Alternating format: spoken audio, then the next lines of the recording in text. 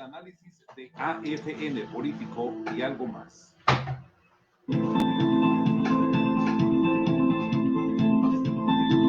Es momento del análisis del acontecer nacional y regional, la vida política, las noticias y el análisis de AFN político y algo más.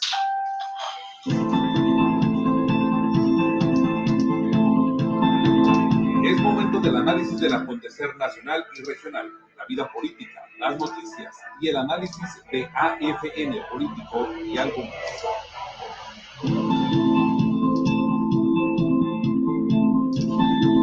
Es momento del análisis del acontecer nacional y regional, la vida política, las noticias y el análisis de AFN político y algo más.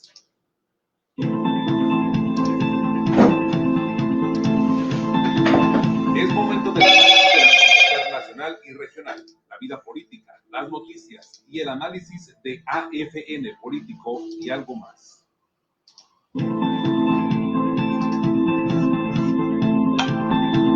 Es momento del análisis del acontecer nacional y regional, la vida política, las noticias y el análisis de AFN político y algo más.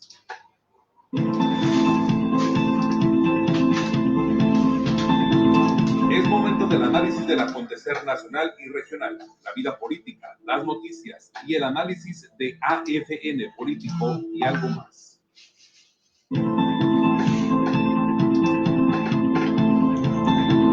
Es momento del análisis del acontecer nacional y regional, la vida política, las noticias y el análisis de AFN político y algo más.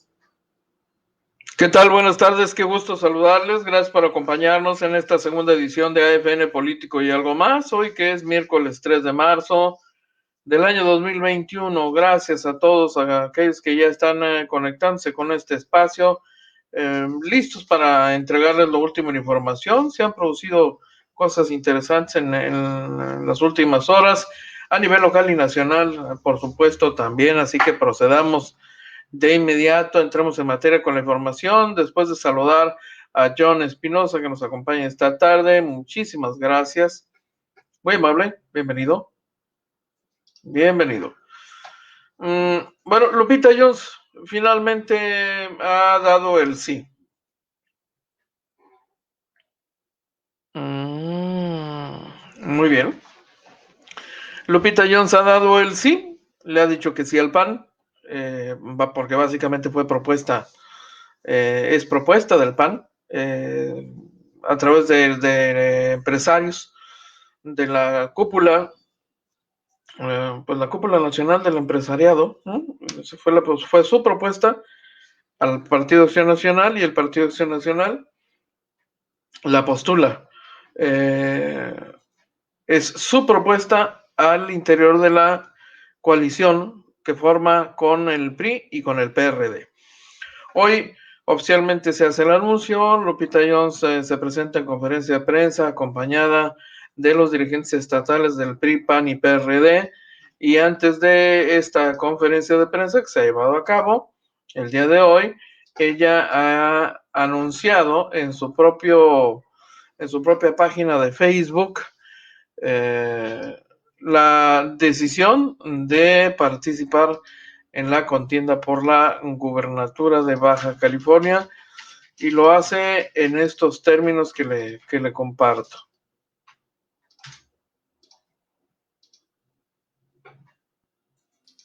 Hola, ¿cómo están? Como lo anuncié hace 2 semanas, recorrí mi entidad con gran ilusión y me reuní con ciudadanos, hombres y mujeres, comprometidos con nuestro Estado, así como con las militancias de los partidos que integran Va por Baja California. A todas y a todos quienes tuvieron la amabilidad de compartir conmigo su visión, sus problemáticas, sus sueños, propuestas e inquietudes, gracias. En estas reuniones pude constatar con orgullo que coincidimos en que Baja California siempre está un paso adelante, que queremos construir un futuro de oportunidades, que pongan el nombre de nuestro Estado como ejemplo en todo el país y también en el mundo. Me queda claro que sí estamos en el mismo equipo, que sentimos un profundo cariño y compromiso con Baja California. Estoy convencida que vamos a volver a hacer historia, pues demostraremos al país que aquí, donde inicia la patria, predomina la unidad, la solidaridad, la convicción, la capacidad, pero sobre todo la valentía. Soy una ciudadana igual que tú. Quiero ver a mi familia bien, feliz, con oportunidades de desarrollarse y vivir bien, igual que tú. Por eso quiero decirles que después de escuchar a las mujeres y hombres de Baja California, puedo decir con toda certeza, sí, sí le entro. Estoy lista para dar un paso adelante. Este proyecto no es en contra de nadie, es a favor de Baja California. Nuestro estado debe ser un proyecto muy superior a los intereses de unos cuantos. Por eso es que me siento muy comprometida al aceptar la enorme responsabilidad que representa construir, junto con todos ustedes, la unidad que Baja California necesita. Todos queremos lo mejor para nuestro país, comenzando desde casa, Baja California. Gracias a todas y a todos los que me impulsaron a tomar esta decisión. Yo estoy aquí para ustedes y confío plenamente en que todas y todos estaremos unidos por Baja California. Vamos con todo. Bueno, ahí está. De esta forma hizo pública su aceptación a la postulación por el PAN. Ahí tiene usted. En la conferencia de prensa de esta mañana atendió preguntas de los reporteros sobre aspectos diversos. No es todavía oficialmente momento de campañas, así es que las expresiones de Lupita Jones pues están muy limitadas, acotadas a la circunstancia que vive en este momento, que es el de la definición pública de que será la candidata del PAN y de esta coalición. Deberán terminar de transitar el camino, la ruta hacia su registro como candidata ante las autoridades electorales y esperar el momento de arranque de campañas. El Partido Acción Nacional, por cierto, hoy a través de su dirigente estatal, Enrique Méndez, y esto es algo de información que le estamos ofreciendo ya en el portal de Agencia Fronteriza de Noticias en www.afntijuana.info, ha informado que justo hoy, esta tarde, estará definiendo el resto de sus candidaturas, por lo menos las que corresponden al Partido Acción Nacional, diputaciones locales, diputaciones federales y regidurías, las que estas candidaturas con las que se quedan en el convenio de coalición, donde por supuesto los partidos más chicos, en este caso el PRI y el PRD, conservarán las suyas, pero la gran cantidad de candidatos para esta elección local y federal las tendrá el Partido Acción Nacional y hoy por la tarde deberá estarlas definiendo, es lo que ha confirmado Enrique Méndez, por supuesto. ¿Quién más nos acompaña ya? John Espinosa también, sí, ya lo habíamos saludado. Olvera Aceves Carmona, ¿me puedo postular? Quiero ser gobernador de mi Baja California. Dice Olvera Aceves Carmona. Pues seguramente sí, pero depende, ¿no? ¿A través de qué partido? Me parece que ya están agotadas las opciones. Por supuesto que está vacilando Olvera, ¿no? Más fingido no se puede, dice. Está aquí, bueno, pero ¿qué tal, Estela Pedraza, buenas tardes. Confírmeme, por favor, en qué semáforo nos encontramos. La vacuna solo es en Tecate y el regreso a las aulas en general. Gracias, lo escucho. El regreso a las aulas. Le vamos a compartir la información sobre los planteles que ya fueron seleccionados para los 6 municipios. Son 12 planteles que ya están definidos, 2 por municipio, hay que recordarlo. El secretario de Salud fue muy preciso en eso, en el anuncio que hizo en su momento hace un par de días, en compañía del secretario de Educación de Baja California, Catalino Zavala Márquez, así que Ahorita le entramos a este tema. Desde luego, además, hay algunas novedades por lo que respecta al tema de la vacunación. Las vacunas que llegaron esta mañana al punto de las 7 de la mañana serán para Mexicali. 40,000 vacunas, poco más de 40,000 vacunas de Pfizer. También de esto le platicaremos en un instante. Aquí es más saludo. Rogelio Alejandro Gudiño, Venezuela, buena tarde, bienvenido. Felipe Raúl, saludos desde la fría ciudad de Tecate. Sí, ya estamos a 10 grados a esta hora. Ya me dio frío. Ya me dio frío. Bueno, sí, como era previsible, lo compartimos anoche justamente. El pronóstico climático nos anuncia un día frío, ventoso y con lluvia, pasado por agua. Hasta eso que nos ha dejado más o menos tranquila la lluvia, no tuvimos mucha agua. Tempranito, eso sí, poquito, minutos antes de las 10 de la mañana, ya estaba manifestándose la primera llovizna del día, y el clima va a continuar así hasta el fin de semana. Tome usted precauciones, protéjase. Sí, claro que sí, tú también, chiquito, tú también. A ver, bebé, ven acá, bebé, ya, a ver. Es que no lo pelo, no, y me protesta y me reclama. Bueno, el otro también, el otro ya, chiquito, a ver. Bueno, son imponderables, ¿no? Silencio, por favor, porque papi está trabajando, ¿ok? Bueno. Y que conste que no me la fumé. 10 grados en Tecate esta hora. A ver si no... Bueno, no tenemos reporte alguno sobre una posible helada en la zona más alta, la zona de la Rumorosa, pero las condiciones climáticas de pronto pueden cambiar, son pronósticos, y ya cuando se presenta el fenómeno puede llegar disminuido o puede incluso ser más dramático, así que tome usted las precauciones, por favor. Yo le comparto en este momento, vamos al tema de salud, es importante, el tema de las vacunas, de una vez para cerrar ese aspecto, y le voy a compartir enseguida los nombres de las escuelas seleccionadas para la vacunación correspondiente y para el regreso a clases. Es un regreso a clases en plan piloto. Usted entenderá que hay que vacunar primero a los maestros de esos planteles e ir viendo cómo resulta, cómo funciona, y a partir de eso se definiría qué tantas escuelas más tendrían la autorización. Esto es lo que dijo el doctor Alonso Perrico esta mañana. A la que sigue.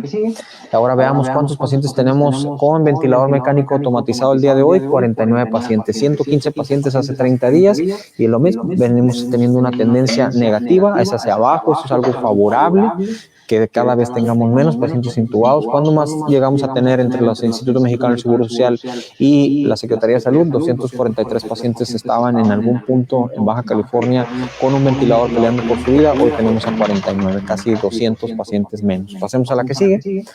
El día de hoy vemos las curvas epidémicas. Todos estos son los que han sido intubados por día desde que empezó la pandemia hasta el día de ayer, y va hacia abajo de una forma continua y constante. Vamos a la que sigue. Ahora veamos el ISSSTE con 74% de ocupación hospitalaria, ISSSTE-Cali con 54% de ocupación hospitalaria. Las unidades auxiliares hospitalarias simple y sencillamente no tienen pacientes. Pasemos a la que sigue. ¿Cómo vamos con la vacunación de los adultos mayores? ¿Cuántos adultos mayores hemos vacunado? Pasemos a la que sigue y determinemos. 29,478 personas adultos mayores hemos vacunado ya. En el Valle Mexicali llevamos 10,686. En San Felipe 1,500. En San Quintín 6,655. En el Sur Profundo 500. En la Isla de Cedros 147. Heréndira y Santo Tomás 309. En la Misión 215. En el Valle de la Trinidad 291. En Tecate 8,760. Valle de Las Palmas 140, La Rumorosa en 275. Los grupos de edades que más precisamente hemos vacunado han sido de 60 a 69 con 13.500, le sigue 70 a 79 con 11.149 y 80 o más 4.829. Pasemos a la que sigue y veamos dónde vamos a vacunar el día de hoy. Vamos a vacunar en el Valle Mexicali, en Ciudad Morelos, en el CAPS Morelos, en Benito Juárez, en la Escuela Secundaria Scutia número 11, Guadalupe Victoria, en el CAPS kilómetro 43 y en el Nuevo León, en el Parque Nuevo León. Tenemos que cerrar estas comunidades. Si alguna persona del Valle de Mexicali todavía no se ha vacunado, acuda a estos sitios si usted pertenece a estas comunidades. Aquí estamos vacunando. Ya estamos cerrando el Valle de Mexicali, ya estamos cerrando el Valle de Ensenada, ya estamos cerrando el Sur Profundo, ya cerramos en Tecate. Sigue, ahorita que sigue, Mexicali. Las 43.830 dosis que nos llegaron el día de hoy van destinadas al área urbana y suburbana de Mexicali. Vamos a iniciar la vacunación en Mexicali en los siguientes 48 horas. Estemos muy tranquilos, les diremos los puntos, así como les estamos diciendo ahorita, dónde van a estar las vacunaciones. Por ahorita tentativamente tenemos que tener calma, no se mueva la gente de Mexicali al Valle de Mexicali a quererse vacunar. En las siguientes 48 horas vamos a estar vacunando en Mexicali, tengamos mucha paciencia. ¿Qué va a pasar con Tijuana y Rosarito? La siguiente semana que llegue la remesa, empezamos precisamente con otras ciudades, entonces tengamos paciencia, viene la vacuna para los adultos mayores de 60 años. En Ensenada, ¿dónde vamos a vacunar? En El Porvenir y San José de la Zorra. En El Porvenir, Escuela Primaria El Porvenir, y San José de la Zorra en San José de la Zorra. Entonces, si usted es de esta comunidad, vaya a estos puntos de vacunación, ahí lo vamos a vacunar. Pasemos a la que sí. El día de hoy tenemos 6 sitios operando. Adicional a la vacuna, tenemos que guardar distanciamiento social. Esto no va a cambiar, esto no se va a acabar. Tenemos que cumplir los 4 metros en espacios públicos, 2 metros en espacios sociales. Muy importante siempre traer nuestro cubrebocas en todo momento, con excepción de cuando vamos a ingerir alimentos. Estar en áreas muy bien ventiladas. Lavarnos las manos con agua y jabón por 20 segundos. Si no tenemos agua y jabón, alcohol gel al 70%. Limpiar continuamente todas las superficies. Cuando vayamos a estornudar o toser, hagámoslo en etiqueta precisamente para no esparcir aerosoles. Muy importante, si tengo síndrome de COVID, acudir a mi clínica de fiebre y o centro de salud para precisamente orientación. Si yo pertenezco al Instituto Mexicano de Seguro Social, a los módulos respiratorios que precisamente están para atender a pacientes con síndrome de COVID y que nos orienten. Vamos a aislarnos, vamos a cortar cadenas de transmisión, vamos a romperle la espalda al COVID. Pasemos a la que sigue. Continuamos con nuestra campaña por todos en Baja California. El COVID-19 sigue activo. Por el bien de todos, usa tu cubrebocas por el amor de Dios. Y estos son los artistas del día de hoy.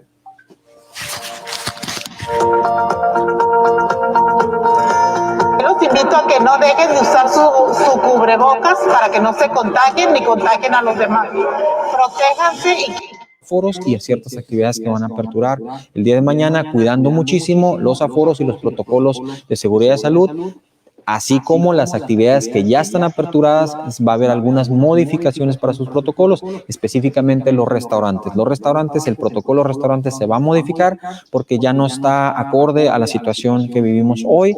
El protocolo que se hizo de los restaurantes fue hace varios meses, en donde todavía no comprendíamos muy bien la cadena de transmisión del COVID, de cómo se protegían, cuándo se protegían, específicamente hablando de los tapetes del suelo, que simple y sencillamente no han demostrado que cohiban la transmisión de la cadena de transmisión.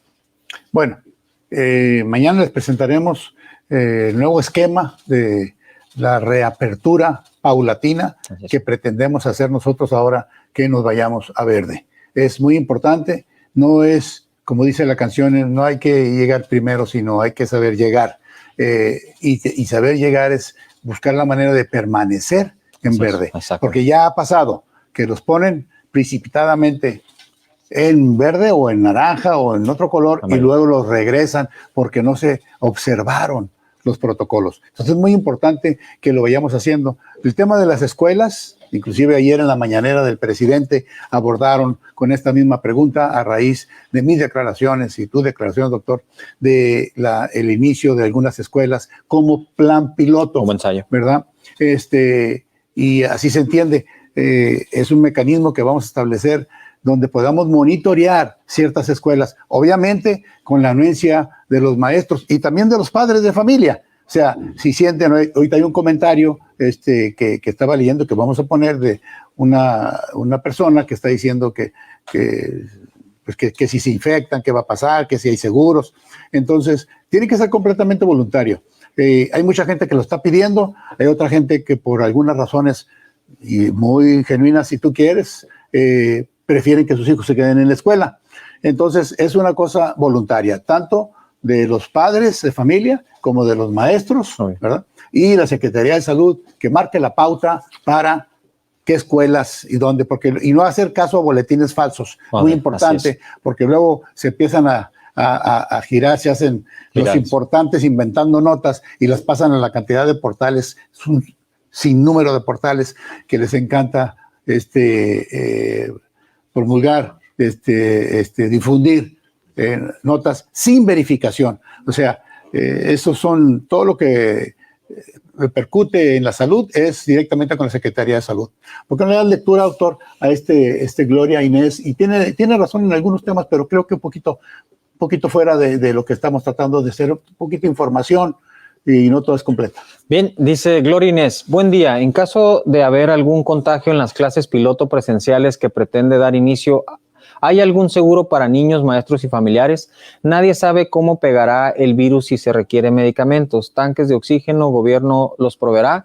Si quedarán secuelas de la enfermedad por el virus, el apoyo será indefinido para los enfermos. Y no es exageración, es ver todas las posibilidades de lo que pudiera pasar. Usted y secretario de Educación y de Salud habían dicho que no habría un regreso a clases en este ciclo, pero ya se les olvidó. Y no es que estemos en contra de ustedes, al contrario, creímos en ustedes. Yo creo podemos terminar el ciclo escolar en línea en casa mientras podemos prepararnos para el siguiente.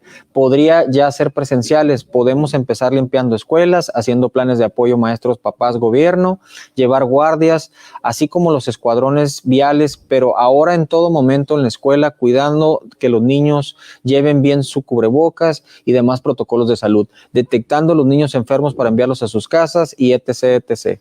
Pero para todo esto, ¿qué no será fácil? ¿Qué no será fácil? Se necesita un buen plan de trabajo en equipo por el bien de nuestros hijos y maestros, que ellos son los que están encerrados en un salón.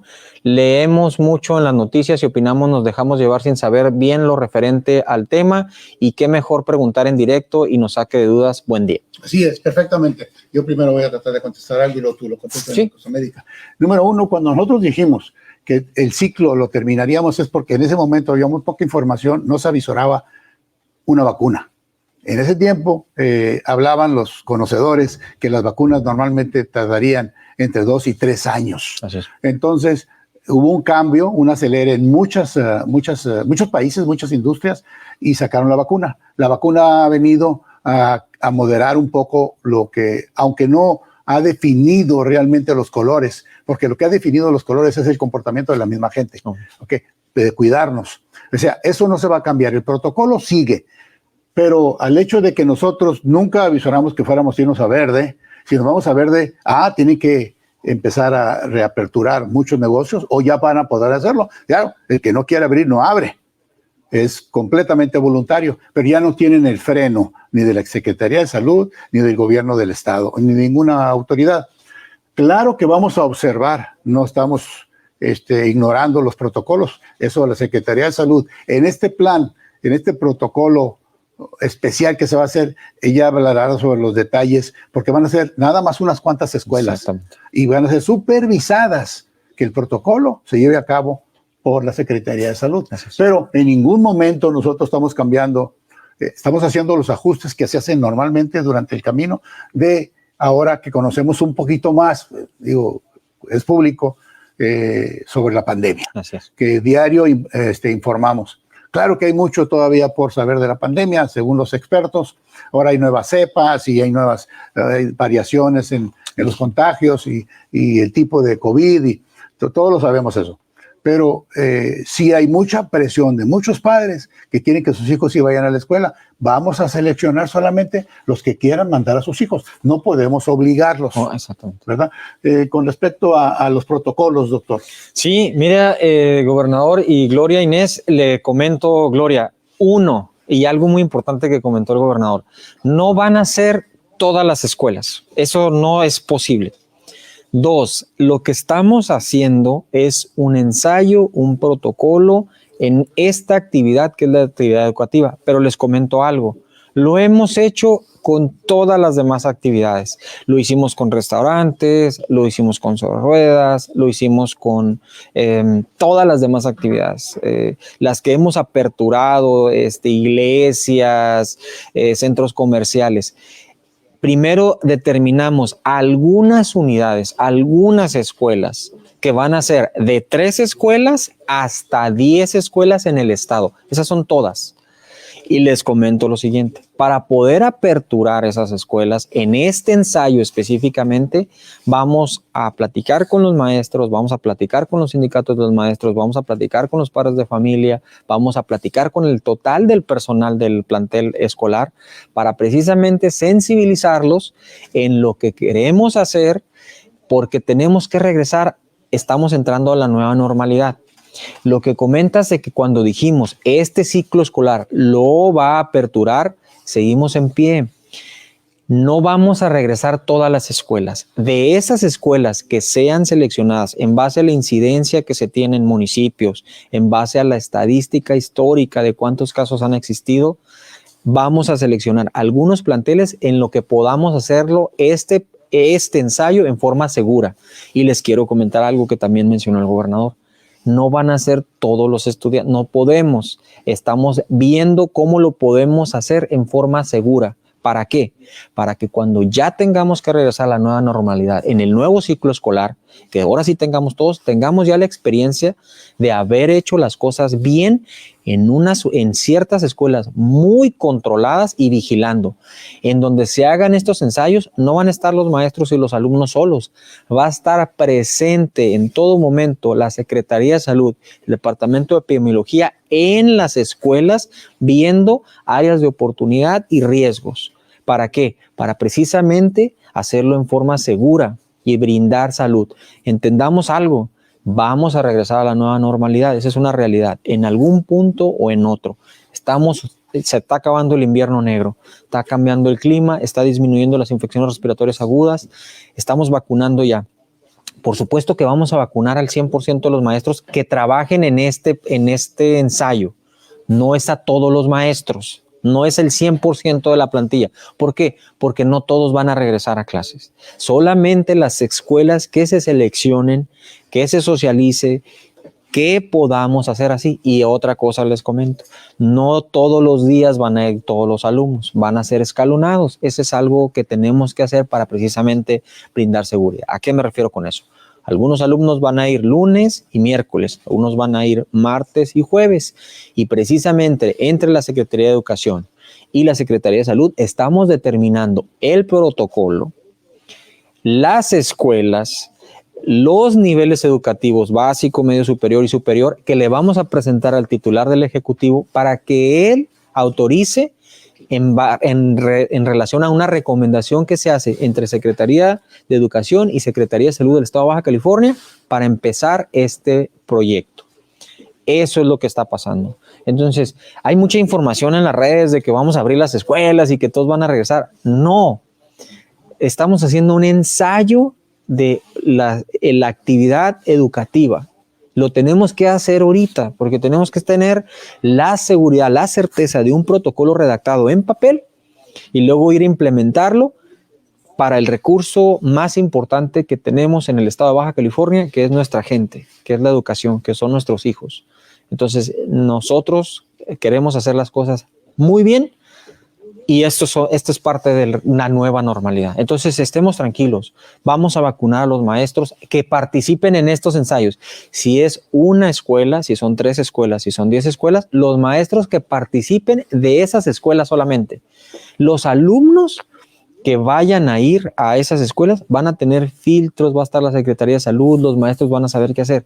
Reentendamos que tenemos que regresar a la nueva normalidad. Entonces te agradezco mucho tu preocupación, Gloria Inés. No se nos ha olvidado, nosotros cuando decimos algo es porque lo queremos hacer. La Secretaría de Salud es así, tu servidor siempre ha sido así. No vamos a regresar a este ciclo escolar a todas las escuelas, eso es imposible. Pero ahorita lo que estamos haciendo es un ensayo de cómo hacerlo en forma segura y nada está escrito en piedra. Les diría esto. Si este ensayo se determina que no es seguro en este momento, pues lo cerramos. y esperamos otro momento para poderlo aperturar. Pero ahorita lo que queremos es estar muy preparados para, si seguimos con esta tendencia, para el siguiente ciclo escolar regresar todos. Entonces no estamos diciendo que vamos a abrir todas, estamos diciendo que vamos a abrir algunas en un ensayo, no van a ser más de 10 en el estado. Puede ser 3 nada más, diferentes niveles educativos, en donde estemos presentes y garanticemos seguridad de salud. Entonces eso es lo que va a pasar. No crean otra cosa, todavía no se ha autorizado cuáles son, y eso, quiénes y cuáles son y en dónde están, es en base a un criterio técnico médico. Ok, entonces...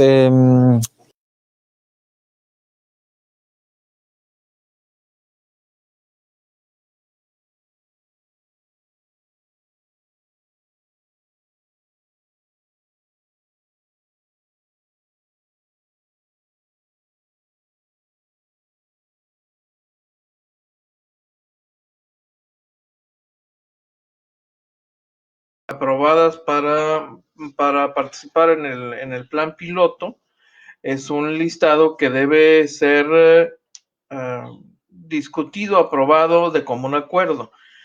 Tenemos acceso a una lista de planteles candidatos para la aplicación, para la puesta en marcha, y le voy a compartir esta lista que ya empieza a circular. Es una lista considerada por la Secretaría de Educación del Estado, que tiene que consensuarse con la Secretaría de Salud. ¿Cuáles son estas? La primaria diputada Aurora Jiménez de Palacio en la colonia Aurora, y la secundaria general número 2 Rafael Ramírez en la colonia Bellavista de Mexicali. En Tijuana, el preescolar José María Pino Suárez en la colonia Bellavista, y la primaria general Lázaro Cárdenas del Río en colonia Camino Verde. Para Ensenada, la secundaria Colegio Pearson en la zona centro, y la primaria Claudio Saravia en la colonia Segunda, Poblado San Vicente. En Tecate, un solo plantel, el preescolar Centro Pedagógico Torres Quintero en la colonia Benito Juárez. Y en el caso de Playas de Rosarito, pues las escuelas a considerar serían el preescolar Gabriela Mistral en la colonia Constitución, y la primaria Tierra y Libertad en la colonia Primo Tapia. Por último, en San Quintín, la primaria Emiliano Zapata en la colonia Ejido Emiliano Zapata, y la telesecundaria número 107 en El Rosario de Abajo. Serían estas las escuelas a considerarse.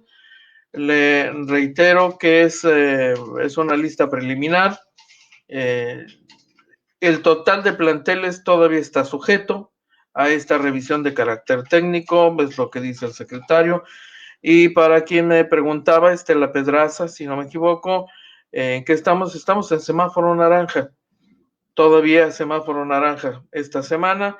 Les recuerdo que cada lunes se hace esta definición, así es que es el color de semáforo que aplica esta semana todavía. No está definido exactamente a partir de qué día reanudarían las clases en estos planteles finalmente seleccionados.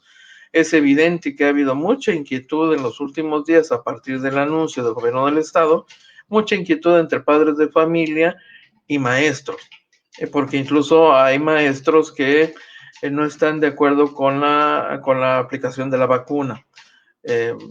Hay que decirlo con toda franqueza, hay un segmento de la población que desconfía de las vacunas y no está considerando aplicarse la vacuna. En consecuencia, también este es un elemento que deberá ponderar la autoridad antes de echar a andar este plan piloto, con la cantidad de escuelas que finalmente quede aprobada, que originalmente se había planteado en dos planteles por ciudad. En el caso de Tecate, bueno, pues uno, por lo que yo le puedo comentar. A ver, comparto aquí algunas intervenciones, muchas intervenciones de hecho.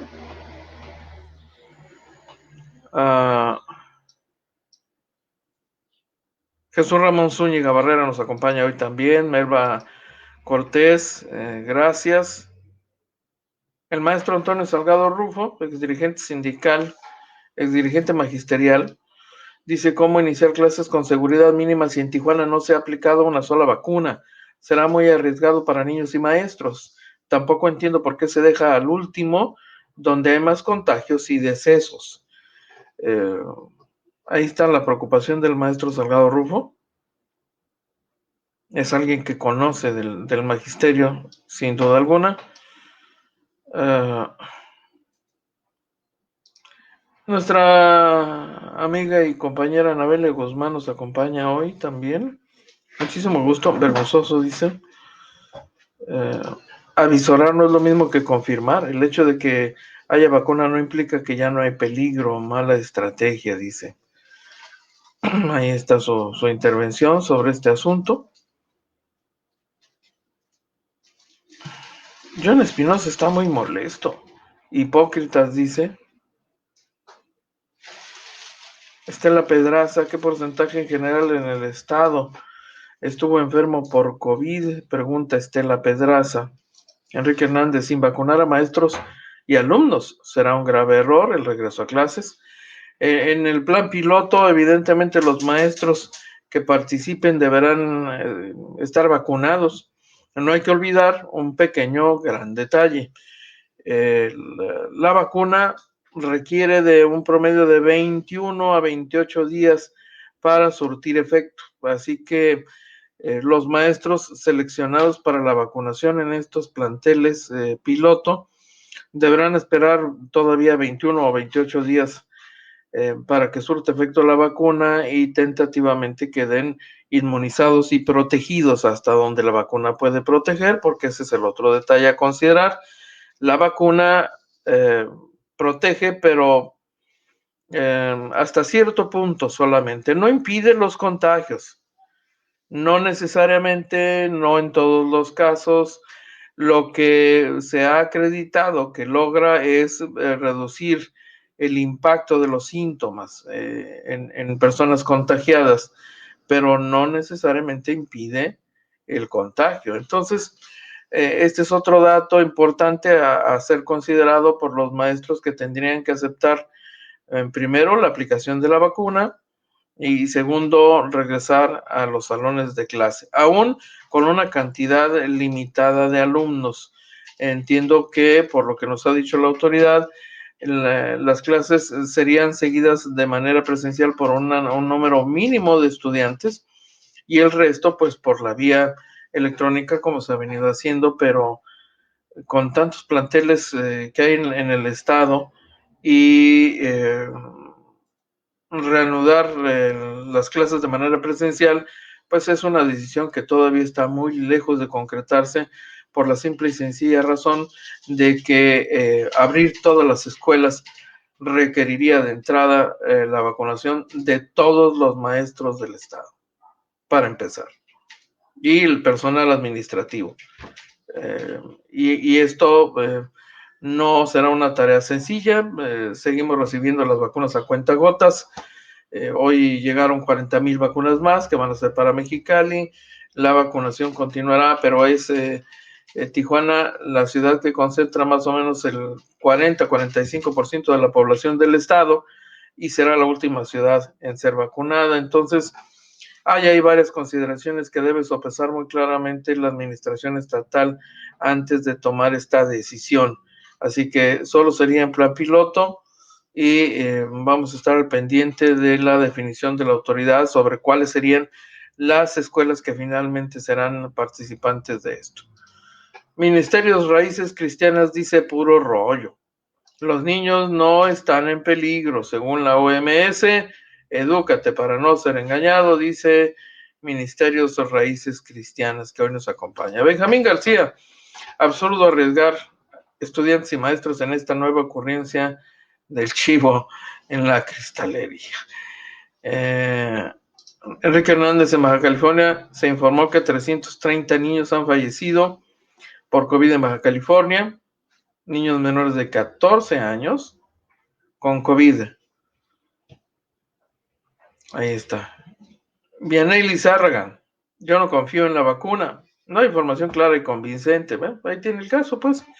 que le comparto, hay gente que está preocupada por el tema de la vacunación y que no se va a aplicar la vacuna porque desconfía. Y no es la única persona en el estado que desconfía, aun cuando el segmento de la población que desconfíe quizá no llevará esa desconfianza hasta el punto de rechazar la vacuna, porque por otra parte hay una urgencia en un sector amplio de la población por sentir que está regresando a una normalidad o la nueva normalidad y siente que lo mejor que puede hacer, porque es lo único que se nos ha ofrecido, pues es la vacuna como el pasaporte para el retorno a la actividad económica, a la vida social, en resumen, la nueva normalidad, ¿no? Que mucha gente está, pero ansiando. En verdad es un tema de mucha discusión que todavía no termina, no concluye. Enrique Osuna, mi tocayo, bienvenido, buenas tardes, saludos. Saludo también a José Luis Martínez, José Pastroncoso Espinosa, Juan Cabuto, Jorge Peña, Olvera Cebes Carmona. ¿Quién más nos acompaña aquí? Juan José Hernández, también. Excelente, continuemos entonces. Mire, bueno, permítame ir a la pausa brevísima, no tardo.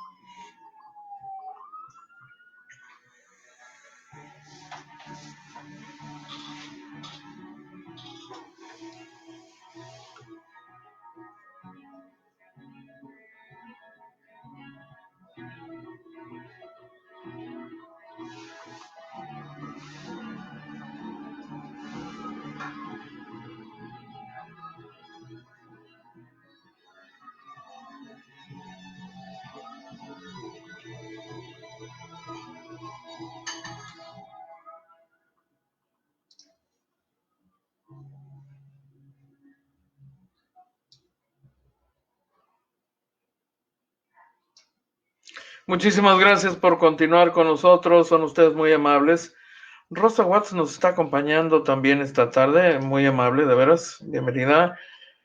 Heriberto Herrera, saludos desde San Quintín, muchísimas gracias. Por cierto que a propósito de San Quintín, un dato a considerar, y vale la pena hacerlo, es que con los actos afirmativos o las decisiones que ha tomado el Instituto Estatal Electoral en apoyo a acciones afirmativas para garantizar candidaturas a sectores minoritarios, si se puede clasificar así, de Baja California.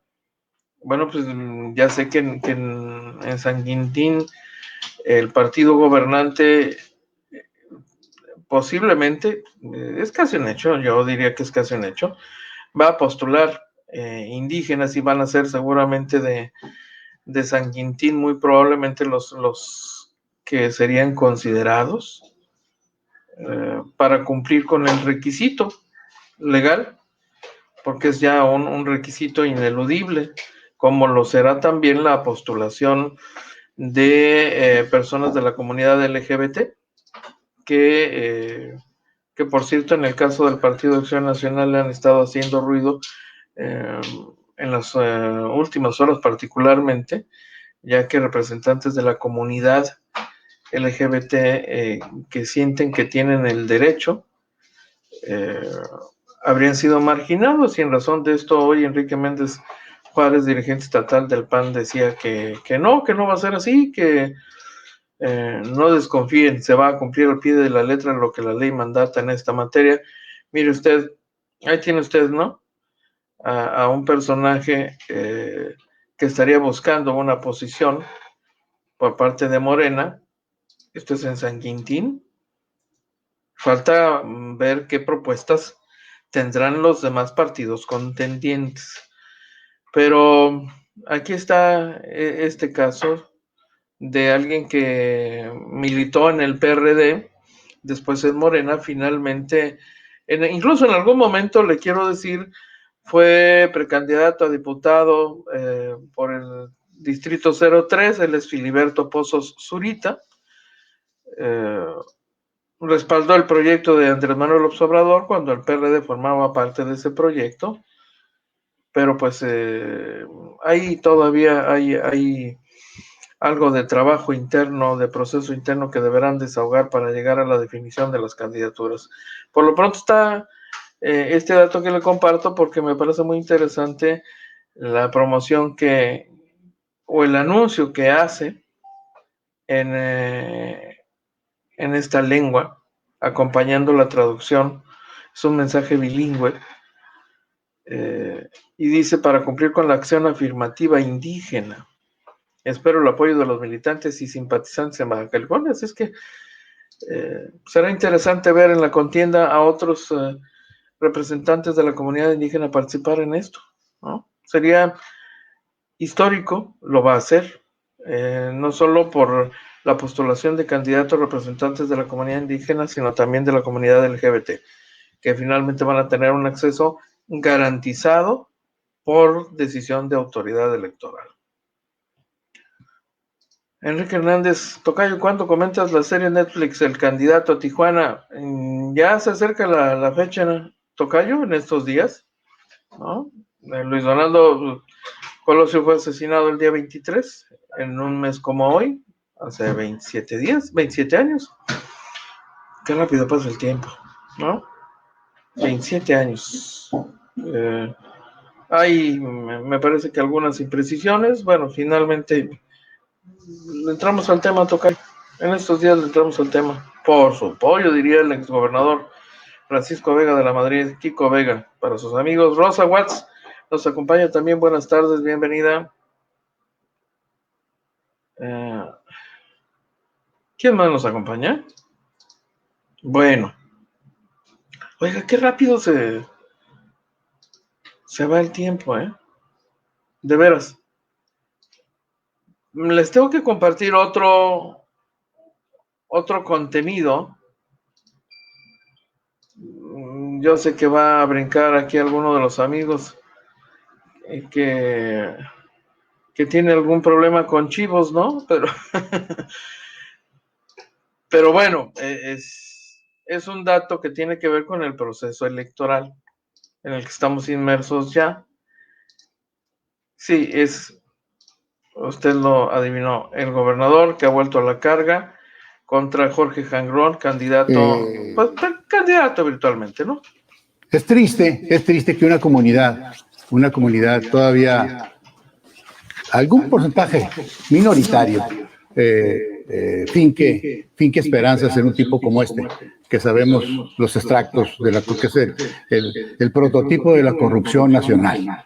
La familia Hank, que no ha podido explicar, yo ya lo reté, que le explicara, que me diera la fórmula de cómo hizo el dinero su papá de ser maestro. O sea, en realidad, para ser uno de los hombres más ricos de México. Recuerdo que cuando era presidente municipal, alardeaba Hank que sus 500 millones ya eran 1,000 millones lo que había crecido, estando en funciones como presidente municipal. No debemos de olvidar que es un tipo que fue señalado por lo del asesinato de un periodista, entre otras personas que también corrieron esa suerte.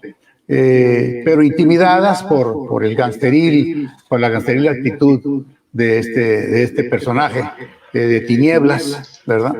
Que se dice que estamos obsesionados por Hank. Lo que pasa es que no podemos pasar por alto que una persona con estos tipos de antecedentes de asesinato, de contrabando, que le quitaron su visa por contrabandista, igual que al hermano se la quitaron, o sea, no nada más a él, que le negaron una visa humanitaria que nunca se niegan para su esposa, que estaba muy delicada, por él. Él fue responsable de que no le dieran la visa humanitaria a su esposa. Es una persona que ha venido a traer los peores momentos de Tijuana. Recordamos palabras de su padre cuando en una entrevista mencionó que mandaba a Baja California a su hijo porque no lo aguantaba en la Ciudad de México. Eso es lo que heredamos. Y eso es lo que vemos, eso que vemos aquí solamente empieza solamente la punta del iceberg de lo que representa. Fíjate nada más. No se nos debe de olvidar que estuvo detenido por acopio de armas. Tengo por ahí unas fotografías precisamente de este individuo, este sujeto, donde aquí lo acompaña Mario Madrigal, miren, los mismos sospechosos de toda la vida, pero miren, así fue sorprendido y detenido, digo, para algunos jóvenes que no tienen el conocimiento de quién es realmente, ¿verdad? Todavía aquí celebrando, saliendo de la cárcel, porque pues obviamente se arregló para salir. Aquí lo acompaña Carlos Barbosa igual, pero celebrando que lo habían agarrado con granadas en su casa, y ese es el tipo, si esta persona tiene todavía el descaro de querer participar y ahora es el redentor de un grupo de religiosos, ¿verdad? Eso y más, hay muchísimas cosas que ya tendremos tiempo para entrar, ¿verdad? Como las acciones que a sus más allegados compadres les hizo efectivo, a sus compadres cercanos.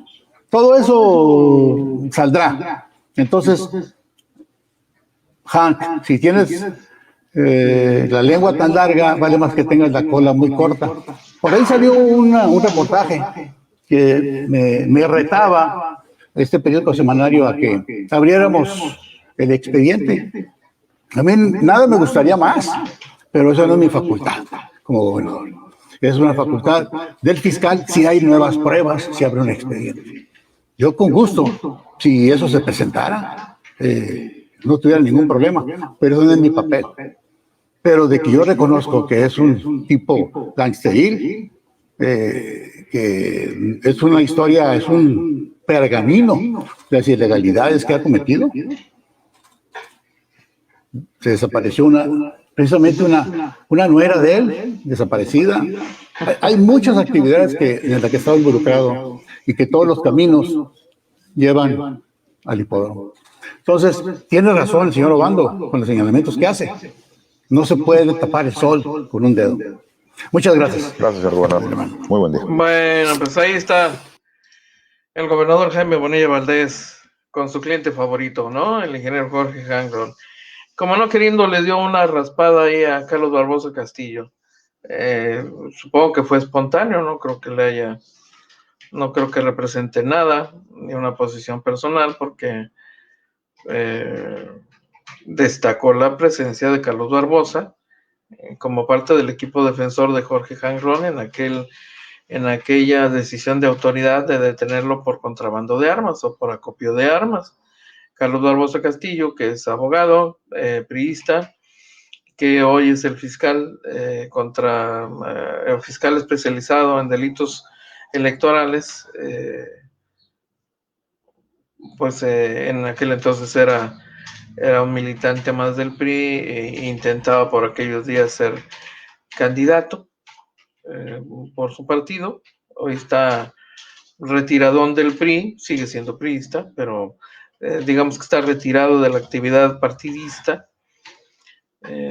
pero esto va a generar interpretaciones, seguramente sí, ¿no? Por supuesto, no imaginamos a Carlos Barbosa respondiendo a este señalamiento o a esta acotación del gobernador Jaime Bonilla sobre su presencia a un lado de Jorge Hanron. José Hernández, oye, pues en todos los partidos hay gente gay, sean diputaciones, alcaldías o gubernaturas. Sí, por supuesto, en todos los partidos. Finalmente, los partidos tendrían, en esta lógica del apoyo a las acciones afirmativas, tendrían que abrir espacios de participación y de representación a estas comunidades que, aunque son todavía pequeñas o minoritarias, el espíritu de la ley, entendemos, es que también tengan una representación en los espacios de toma de decisión y del poder público. Norma Martín, hay fotos de Bonilla en el bote fichado, dice, ¿cómo tiene cara para hablar de delincuentes? Dice Norma Martín. Aguas, Bonilla, no te vayan a jalar las patas por bocón. Bueno. Vianey Lizárraga, pero sí, wow, quien habla solo demuestra que tiene mello. Bueno, son los comentarios y participaciones de nuestros amigos esta tarde, en que el tiempo se nos da como agua, lo reitero. Yo no puedo dejar de compartirle este otro tema. Bueno, tiene que ver con con el regreso a clases. Miren, esto es algo que está ocurriendo muy lejos de nosotros. El gobierno de Italia ordenó el cierre de todas las escuelas en las áreas más afectadas por COVID-19 y extendió las restricciones a empresas y al movimiento de personas hasta después de Pascua, en medio de preocupaciones sobre nuevas variantes altamente contagiosas. Italia registra en promedio 15,000 nuevos casos de COVID por día, con una tendencia en aumento, y asesores gubernamentales advirtieron que el sistema de salud se encuentra bajo una presión creciente. Seguirá en vigor un sistema de códigos de colores escalonados, blanco, amarillo, naranja y rojo, que permite calibrar las medidas de acuerdo con los niveles de infección en las 20 regiones de Italia, con evaluaciones cada semana, según el decreto firmado por el primer ministro Mario Draghi, vigente a partir del 6 de marzo. Las clases de primaria en las zonas rojas se realizarán por internet. Este es un ejemplo de cómo el tema del retorno a clases ocupa espacios importantes en el ánimo y la preocupación ciudadana y también de la autoridad, porque como ya sabemos, y este es un dato que ha dado la autoridad en otro momento, gran parte de la movilidad urbana que ha contribuido a los contagios podría potencialmente relacionarse con el regreso a clases. La primera decisión que se tomó en este país para intentar reducir el riesgo de contagios fue paralizar escuelas y empezar a generar este mecanismo de toma de clases en línea como la alternativa, y esto, insisten autoridades federales y también estatales en Baja California, esto desmovilizó a una gran cantidad de personas y contribuyó a que la crisis por contagios de COVID fuese menor a lo que registramos. El regreso abruptamente a miles y miles de estudiantes, maestros, padres de familia que tendrían que movilizarse para recoger a sus hijos, bueno, tendría un potencial de riesgo.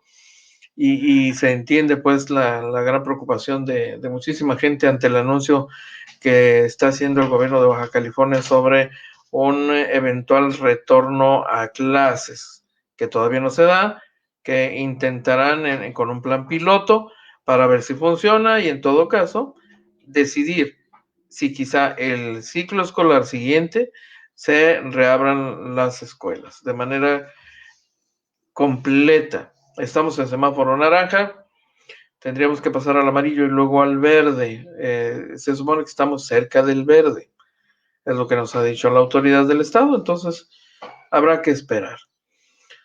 Le comparto esta información de carácter local y en el plano electoral porque Eva María Vázquez se ha registrado para la alcaldía de Mexicali por el PAN.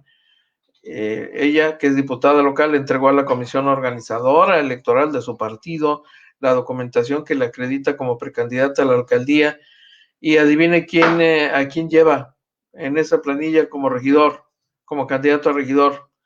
Pues al hombre que buscó la gubernatura de Baja California, Óscar Vega Marín, fue candidato a gobernador, hoy sería regidor, si acaso lo logra.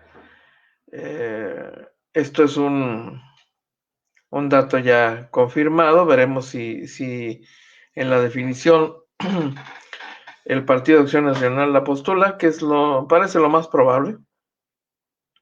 Muy, muy, muy probable.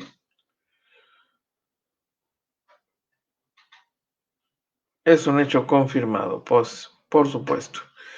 Otro tema también, de carácter nacional.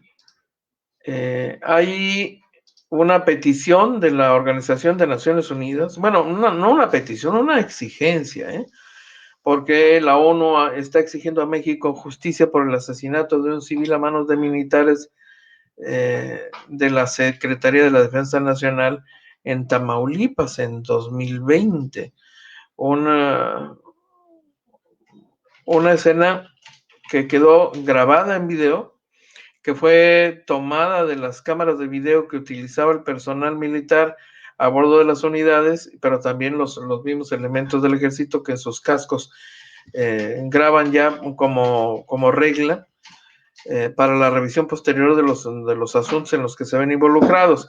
Y que fue muy escandaloso en julio del 2020, terminó con pues la masacre, ¿no? de unos sujetos a bordo de uno de 3 vehículos que huían, fueron enfrentados por estos sujetos, en algún momento se desvían, se dispersan y queda enfrente de este convoy un vehículo al que le dejan caer una lluvia de plomo impresionante con armas de largo alcance, de alto poder.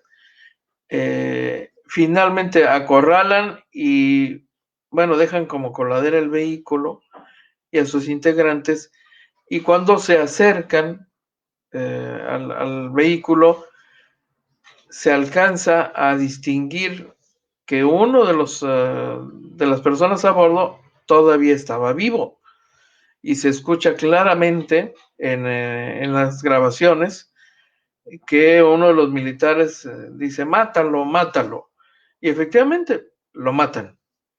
Es por este sujeto, por esta persona, que la ONU está exigiendo a México clarificar este asunto, donde podría configurarse un exceso de parte de los militares. Fue un incidente de alta adrenalina, tanto así que la mayoría de los militares ignoró las voces, los gritos de uno de los oficiales en el sentido de detener el fuego. Ellos seguían disparando hasta irse acercando al vehículo. En la cajuela había algunas personas enteipadas, maniatadas, aparentemente serían contrarios, ¿no?, a los sicarios, y no se tenía muy claro en su momento si habían sido ejecutados por los sicarios o si finalmente murieron luego de la metralla que lanzaron sobre el vehículo. Fue un asunto escandaloso en 2020, en julio del 2020, y ahí está el reclamo de la Organización de Naciones Unidas sobre este tema, por supuesto que sí. Otro tema que le quiero compartir, y de carácter nacional. Hombre, ya me pasé. Bueno, ya me pasé. Oiga, en este momento solo, ¿qué dice?